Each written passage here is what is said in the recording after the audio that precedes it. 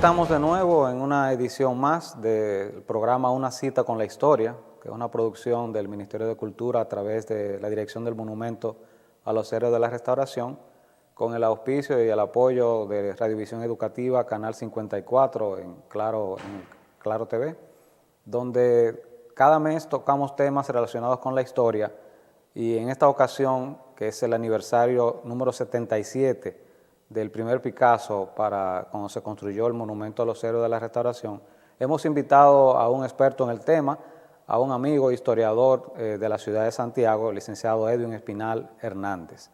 Así que le damos la bienvenida a Edwin, un placer tenerte por aquí. Cómo no, gracias Marrón. Sabes que hemos disfrutado mucho de esa obra, que creo que es de las pocas que recoge la historia del monumento y que se editó en el año 2008. Sí, el único texto. Así es. Sobre la historia del monumento. Un texto muy rico y que esperamos en el futuro cercano que pueda existir una reedición de ese texto que hemos comentado y que esperamos que esas diligencias hagan fruto.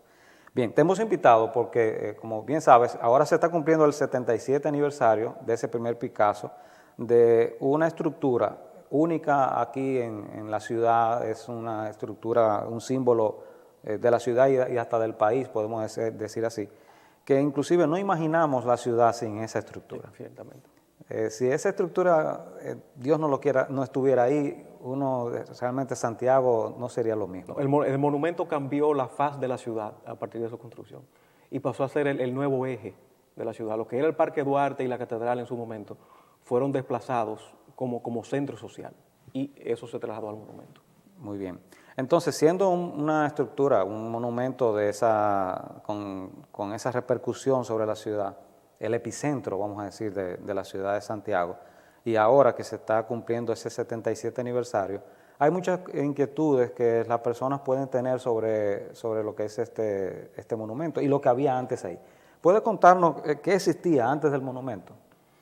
Lo más previo en el tiempo fueron los depósitos del acueducto de Santiago, que se construyeron a partir de 1913. El acueducto se inaugura en 1915. Un primer reservoir estuvo listo al momento de la inauguración del acueducto y un segundo se construyó en 1917. Y ambas estructuras prevalecieron hasta incluso la etapa final de construcción del monumento a la Paz de Trujillo, como se llamaba originalmente. Pero si nos remontamos en el tiempo, debemos hablar de la historia del Cerro del Castillo desde el siglo XVIII, cuando aparece, por ejemplo, en una descripción de la ciudad de Moró de San Merí en su libro sobre la parte española de Santo Domingo.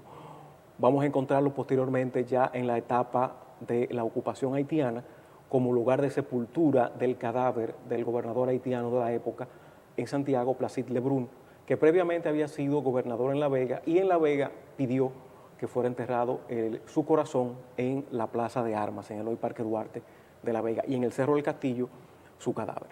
Radamés Hungría Morel dice que en el monumento, en el Cerro del Castillo, se situaron las reservas dominicanas a propósito de la batalla de Santiago de 1844, pero él no establece la fuente para esa aseveración.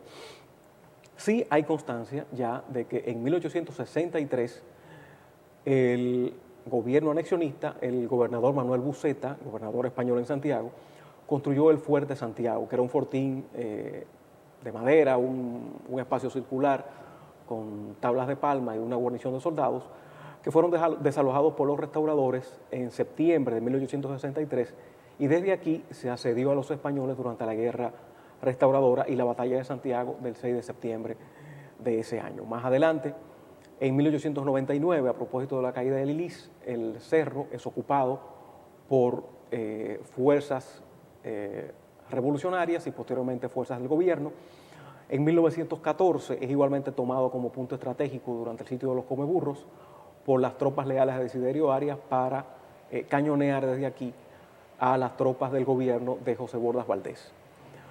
En 1930 es tomado nuevamente como lugar estratégico a propósito del movimiento cívico que llevó a Trujillo al poder.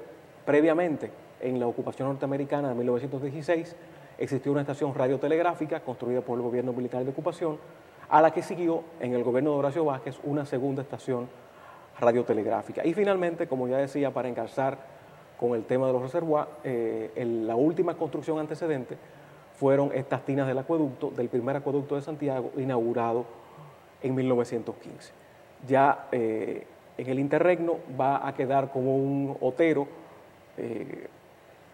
desde el cual se dominaba la ciudad. Tenemos un grabado de Samuel Hazard de 1870, donde aparece una vista de la ciudad desde el Cerro del Castillo. En fin, es una historia, la de este cerro, tan rica como la del propio Monumento a la Paz de Trujillo. Muy bien. Entonces, ese término del castillo era porque había alguna construcción aquí. ¿A qué se debe? El nombre del Cerro del Castillo es indudablemente está vinculado a una construcción militar. No hay constancia de la fecha en la cual ella existió, pero ya para 1862, en documentos de venta de los terrenos del Cerro del Castillo, se menciona como ex Castillo Santiago. Y ese ex, indudablemente, hace alusión a la existencia de esa construcción militar. No hay constancia, reitero, documental de su existencia, pero es lo más cercano. Y esto también va unido al hecho de que fuera un lugar estratégico, como ya señalé. Bien. Es decir, que también está vinculado lo que hoy es conocido como Monumento a los Héroes de la Restauración con hechos sucedidos en la Restauración. Mencionaste que los españoles tenían un fortín ahí y que creo que Pepillo Salcedo fue que comandó las tropas Pepillo restauradoras. Salcedo es quien toma la guarnición española y 2 días después comienzan a cañonear desde aquí y en otro cerro más cercano la posición principal de los españoles en la ciudad, que era la Fortaleza San Luis. Excelente. Hay que decir también, por supuesto, ya dentro de la etapa reciente del monumento, ya construida la edificación, que el entorno del monumento es escenario de la conocida batalla del Matún, que es el episodio que culmina, digamos, la revolución de 1965. Muy bien. Es decir, que ya vemos hechos históricos, también observamos que la ciudad, el sitio de los comeburros, la revolución la revolución más bella de América, creo que le dijo el poeta Hernández Franco, a esa revuelta de febrero de 1930. Entonces, observamos también que se usó, claro, por su estratégica elevación para suministrar el agua por gravedad. Pero esa agua llegaba aquí directamente del río, entonces. Sí, se bombeaba desde el río, donde hoy está la planta de Corazán, que fue ubicada justamente en ese lugar por haber sido escogido por los ingenieros norteamericanos que construyeron el acueducto, la compañía Moore & Company de Boston. Se bombeaba desde el río Yaque hasta el Cerro del Castillo y bajaba por gravedad hasta la ciudad. Muy bien, excelente. De hecho, desde el monumento se observa el Yaque, se puede ver. Sí, sí. Así que es un punto sí, bien. O sea, y se observa con la altura que tiene actualmente, pero era una colina mucho más alta. Que fue rebanada. Fue rebajada para la construcción del monumento. Y hay que decir también otro dato importante. El Cerro del Castillo marca la divisoria del Valle del Cibao entre Valle del Yaque y Valle del Yuna. O sea que orográficamente, topográficamente, tiene importancia. Y la propia ubicación de la ciudad en este punto, el casco antiguo, el centro histórico de la ciudad, lo que fue originalmente Santiago, se ubica al pie de esta colina y no es fortuita la ubicación. En este punto donde el Valle del Cibao presenta 2 zonas en cuanto a flora muy distintivas, el punto justamente donde el río tuerce 90 grados en dirección al oeste y en el punto de encuentro de caminos reales que fueron originalmente caminos indohispánicos, caminos aborígenes. De manera que la ubicación de la ciudad y además frente a la montaña más alta de la cordillera septentrional no fue fortuita la localización de la ciudad sobre la base de estos elementos geográficos. Para mí, esa ubicación responde a un antiguo asentamiento aborigen. Muy bien. Sabemos que la ciudad de Santiago ha sido afectada por grandes terremotos. En principio, donde se localizó la ciudad originalmente, hubo que trasladarla a una zona mucho más segura, vamos a decir así. Entonces, cuando se instala aquí la ciudad, ¿los terrenos a quién pertenecían? No hay constancia documentada de la pertenencia, pero es tradición de que los terrenos pertenecían a Petronila Jaques, viuda Minaya, y que ella cedió esos terrenos. Pero en cuanto a los terrenos del Cerro del Castillo, recientemente, a partir de documentos notariales, pude dar con el dato de que el propietario más antiguo, siglo XVIII, es François Espaillat, Francisco Espaillat Virol, tronco de la familia Espaillat en la República Dominicana. En 1789, con autorización de la Real Audiencia de Santo Domingo, el Ayuntamiento de Santiago vende a Espaillat media caballería de terreno, dentro de la cual se encontraba este espacio. Terreno que tenía una extensión enorme, pues iba desde la acera este de la actual calle Cuba, en la parte alta del centro histórico, hasta el sitio de Cañafístol, en el municipio de Puñal. En 1848, la familia Espaillat, los descendientes, los nietos de François Espaillat, producto de la ocupación de parte de estos después del terremoto de 1842, les requieren al ayuntamiento la permuta de esta media caballería de terreno por terrenos también al este de la ciudad y cercanos a dos peonías de terreno, de la cual la familia era propietaria en Rincón Largo. El ayuntamiento accede y estos terrenos de los Espaillat se van a convertir en terrenos comunales, los cuales el ayuntamiento fue cediendo en el curso del tiempo, dando origen en un primer momento muy cercano a ese hecho de la permuta en 1848 al barrio de Los Pepines. Excelente, así que la historia está muy mezclada, incluso creo que los Espaillat vinieron huyendo de la Revolución Haitiana, ¿verdad?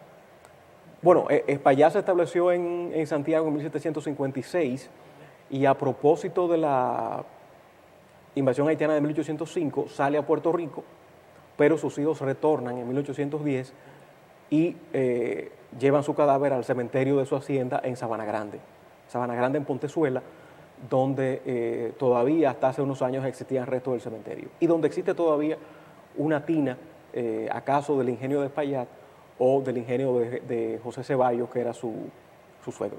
Sí, creo que también la parte arqueológica o antropológica te atrae y la genealógica también. Sí, claro, o sea, hay muchos intereses confluyendo y por eso puedo atar sí, seguro. Varios cabos desde diferentes ángulos. Qué bien. Entonces, ya hemos estado observando lo que había antes de esta estructura, esa rica historia atada al dinamismo de nuestro país, de nuestra ciudad, que ha ido como un corazón latiendo al ritmo del crecimiento político y social de nuestro país. Y qué interesante ha sido ver cómo el monumento ha sido protagonista de diferentes hechos, tanto históricos como sociales, como el suministro de un vital líquido como es el agua, ¿verdad?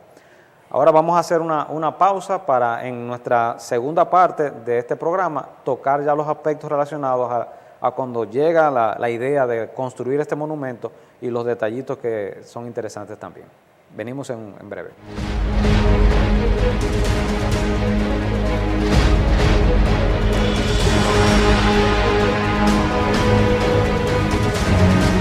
Monumento a los héroes de la Restauración. Patrimonio cultural, museográfico e histórico. Símbolo que nos identifica como cibaeños y dominicanos. Conócelo.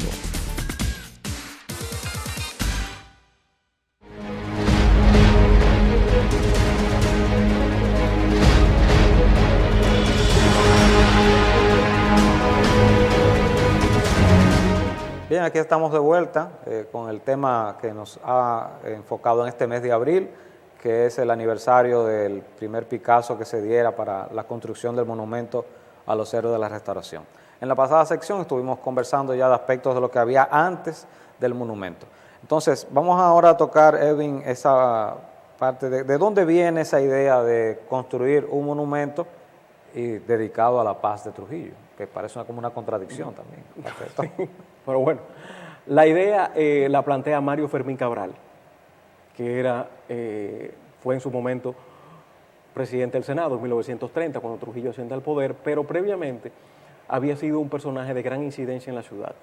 En el ámbito periodístico, había sido director de varios periódicos a principios del siglo XX, había participado también de sociedades culturales como el Ateneo Amantes de la Luz y la Sociedad Alianza Cibaeña, y había sido el promotor, el impulsor de dos grandes ferias agrícolas, comerciales y pecuarias en la primera mitad del siglo, como fueron la Exposición Regional de 1918, organizada durante la ocupación norteamericana, y la Exposición Nacional o Interantillana de 1927, durante el gobierno de Vázquez. Él también, ya en el área de Trujillo, en 1936, va a ser el promotor del cambio de nombre de Santo Domingo por Ciudad Trujillo. Y el monumento va a ser una idea planteada en 1943. En 1942 el Ayuntamiento de Santiago había aprobado construir un monumento a Trujillo en una intersección de la hoy Avenida Juan Pablo Duarte, que en ese momento se llamaba Avenida Franco Vidó.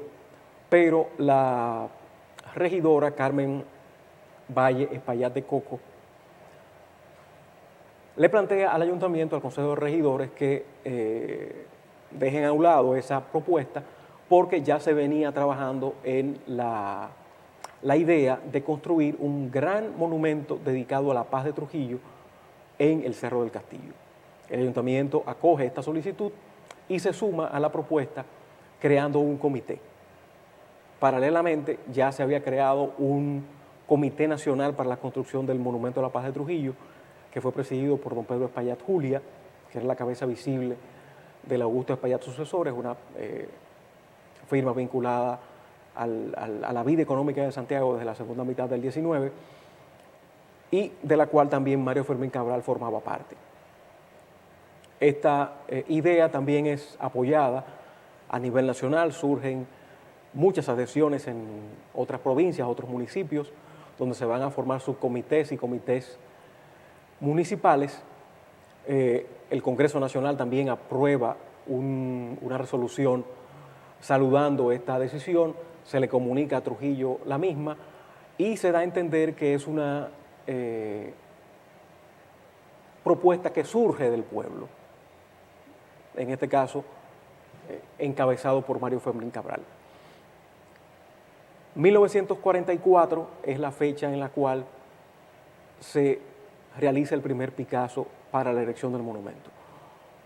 Y es interesante el hecho de que no se escoge el 30 de marzo como fecha aniversaria de la Batalla de Santiago y fecha también que era recordada desde la segunda mitad del 19 como efeméride clave en el desarrollo de la ciudad, sino que se escoge el 30 de abril, una fecha que no tiene ninguna conexión con una efeméride local, y se realiza un acto estrictamente trujillista, porque ni siquiera se interpreta el himno nacional, se interpreta el himno del Partido Dominicano por parte de la Banda Municipal de Música, se hace un desfile desde la sede del ayuntamiento, que en ese momento se encontraba en el Palacio Consistorial frente al Parque Duarte, en la calle del Sol, esquina Benito Monción, y la gobernadora interina de ese momento, Isabel Mayer, que era la sustituta del gobernador Coco, Salvador Coco Pastoriza, don Tuto Coco, da el primer Picasso y Mario Fermín Cabral realiza un discurso de orden.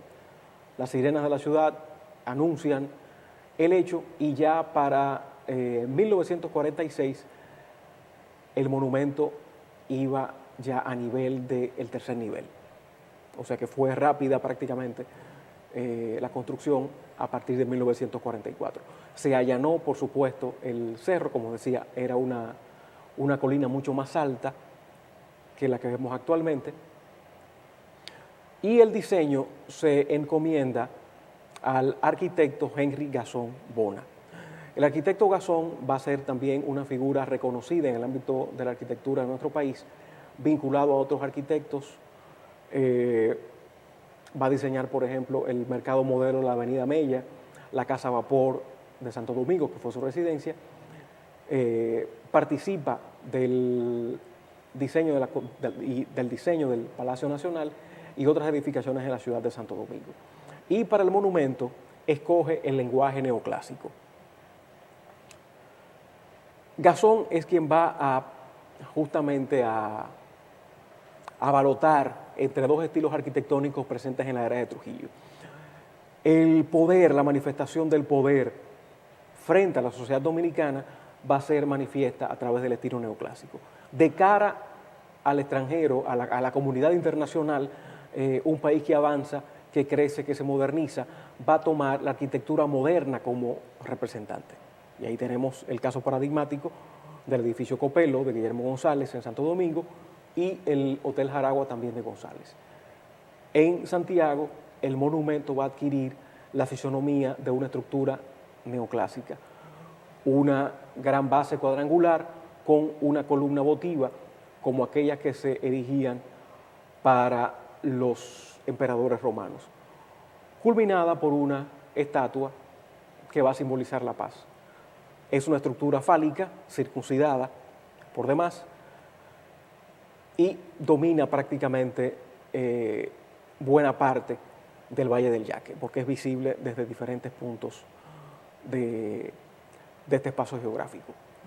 El monumento no va a poder completarse en su proyecto original, producto de la inversión de recursos que se destinan a la Feria de la Paz y Confraternidad del Mundo Libre en 1955, pero sin embargo la estructura sí llegó a su culminación, la estructura física de la edificación sí culminó ya hacia 1953. En 1952 el monumento estaba plenamente terminado, pero todavía no se había instalado la figura del Ángel de la Paz, ni tampoco se habían eliminado los reservoirs del acueducto. En 1949 se construyó, o se erigió más bien, en la fachada oeste, la estatua de Trujillo, vestido con una toga de doctor honoris causa, obra de Alejandro Sarbuñac, que fue también el autor de la estatua del Ángel de la Paz. El proyecto inicial del monumento, como decía, no logra su concreción, producto de la inversión millonaria que significó la Feria de la Paz. En 1953 se creó una comisión en la que figuraba también como figura relevante Mario Fermín Cabral y Joaquín Balaguer. Balaguer plantea en esta comisión, en el seno de la comisión, que la inauguración del monumento debía tener lugar una vez se completara el conjunto de obras que iban a constituir la Plaza de la Paz y el centro cívico que se iba a erigir en torno al monumento. Sin embargo, de las obras que se plantearon, cuyo diseñador fue el arquitecto José Antonio Caro, solamente se completó el Hotel Matún, que se inició un primer Picasso en 1948 y la obra se inicia formalmente en 1952 y se termina en 1954. Y también se le dio inicio a la avenida Presidente Héctor B. Trujillo, que es la hoy avenida Monumental, la que fue en su momento avenida Monumental, que iba a conectar con la avenida San Cristóbal, la actual avenida Estrella Sadalá, y iba a culminar con la carretera Duarte a la altura de Tamboril. Todavía no se había construido la autopista Duarte en conexión directa con el monumento, como la conocemos actualmente. Y a partir de ese momento, el monumento va a quedar, reitero, como la estructura más importante de la ciudad. Si uno se fija, por ejemplo, en las fotografías que se tomaron de Santiago desde la segunda mitad del siglo XIX hacia acá, va a notar esa transición.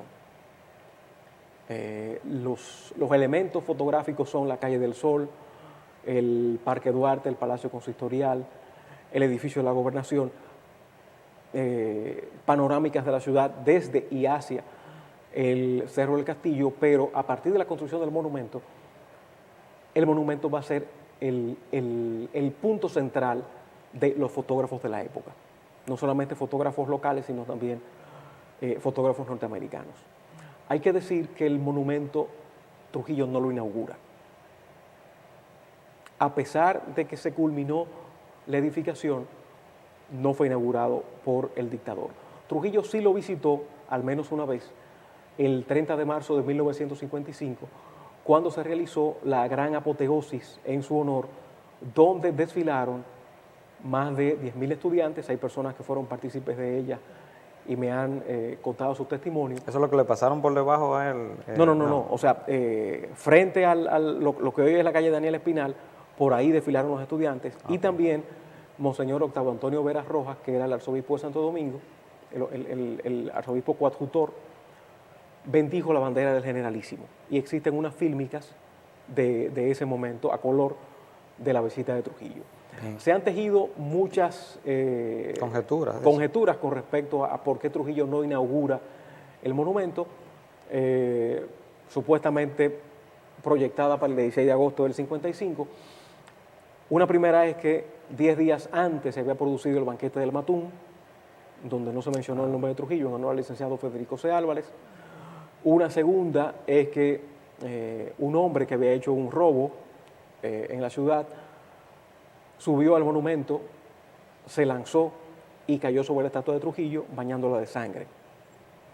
Una tercera versión obedece a que Trujillo no estuvo conforme con el mensaje que transmitía uno de dos murales, o el Tratado de Trujillo Hall o La Desesperanza, que mostraba una familia triste. Y supuestamente el mensaje subliminal de esos lienzos murales no gustó a Trujillo y por eso no lo inauguró.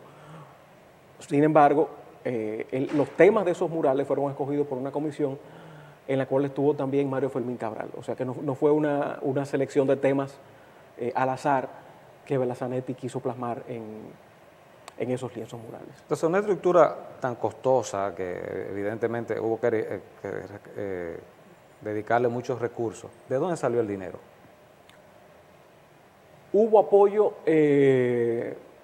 comunitario de muchas empresas, de muchas personas, de muchas familias que aportaron recursos, pero una vez los fondos se agotaron, el Estado también tuvo que erogar fondos para ello. Sin embargo, y es un dato interesante, la edificación no llegó al $1.000.000, según... Cuando los cuartos valían. Cuando los cuartos valían, como se dice, según una relación de erogaciones del monumento. Sería importante conocer, por supuesto, hacer investigaciones más amplias en los fondos del Ministerio de Obras Públicas, que de seguro están en el Archivo de la Nación, para localizar mayor documentación con respecto a la construcción del monumento. Hay que decir también, no se olvide, que la construcción estuvo a cargo del hasta entonces ingeniero municipal Mauricio Álvarez Perillo, que es la persona que va a asumir la construcción de la obra. Dos hermanos Menicucci Rodríguez van a ser maestros de obras dentro de la construcción. Su padre, Orestes Menicucci, va también a tomar parte en la decoración del monumento, específicamente en la hoja de laurel helicoidal del cilindro, y un sobrino, Renieri Vicky Menicucci, va a trabajar en la instalación del mármol. Tu colega historiador Bernardo Vega, siendo un muchacho, trabajó ahí. Sí, él tiene ese testimonio de que trabajó y hubo un aporte fundamental de $600,000 ya de parte del gobierno, sí, lo que quiere decir que un tercio de lo que se erogó aquí, lo que se usó para sufragar esos gastos, vino de la población. Sí. Es decir, aporte de la población, y puedo aventurar también que la mano de obra criolla también, la que trabajó ahí. Es decir, ahí no habían trabajadores extranjeros. Extranjeros, no. Como se y fue una construcción también desde el punto de vista constructivo muy interesante por la forma en la cual se fue elevando la estructura en hormigón, y también la propia resistencia de la edificación. 2 años después de iniciada la construcción, en 1946, ocurre el terremoto que devastó buena parte del país, especialmente en la zona norte. Y cuentan personas de la época que hubo réplicas posteriores al terremoto inicial del 4 de agosto y testimonian que la estructura oscilaba de un lado a otro. Pero no que tuvo fisura, ¿no? Pero no tuvo ninguna fisura. Y ahí se hizo una misa por haber salvado a Santiago del terremoto, el padre Fortín, el padre Cipriano Fortín. Muy bien.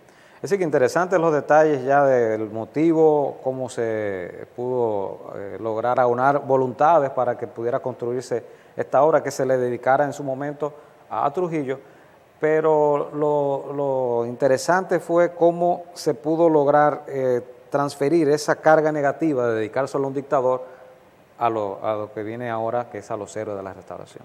Que eso, tengo entendido, fue ya a finales del año 1961. Sí, una vez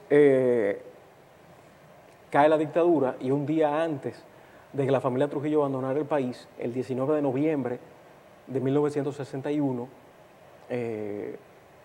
un día después del asesinato de los héroes del 30 de mayo, Rafael Ventura, Fellito Ventura, de Los Pepines, encabeza la destrucción de la estatua de Trujillo. La estatua desmontada con una cadena, una estatua de varias toneladas de peso, es amarrada a un vehículo y hecha a recorrer por las calles de la ciudad. Lo que quedó de la estatua se vendió a fundidoras locales y a partir de ese momento, gracias a Dios, la estructura no se vandalizó por la intervención del síndico Jorge Gobaira. Y don Román Franco. Y don Román Franco, que fue el promotor de que intervinieran las autoridades y también de que se eliminaran algunas frases de Trujillo que figuraban en los murales de la cartilla cívica y de discursos suyos en los años 30. Pero esa intervención no pudo evitar que, por ejemplo, las lámparas de roca, de cristal de roca que se pidieron a Checoslovaquia desaparecieran. Bien. Ok, es decir que tenemos una historia tan abundante del monumento. Esto va a quedar para otra sesión más, porque hay muchos detallitos y muchas cosas que el público querrá conocer de este monumento, algunos mitos, algunas fábulas, que en otra oportunidad te vamos a invitar para que lo desarrollemos a plenitud. Así que muchas gracias a todos por su sintonía. Les recordamos que este programa se va a transmitir por Radio Visión Educativa, Canal 54, canal de Claro TV, que es el canal de este Centro de Convenciones y Cultura Dominicana de UTESA, a quien le agradecemos su hospitalidad. Y también en la página de YouTube del Monumento a los Héroes de la Restauración también se va a estar difundiendo. Muchas gracias por su atenta sintonía de mes tras mes, y el mes que viene también tendremos otro tema interesante en Una Cita con la Historia.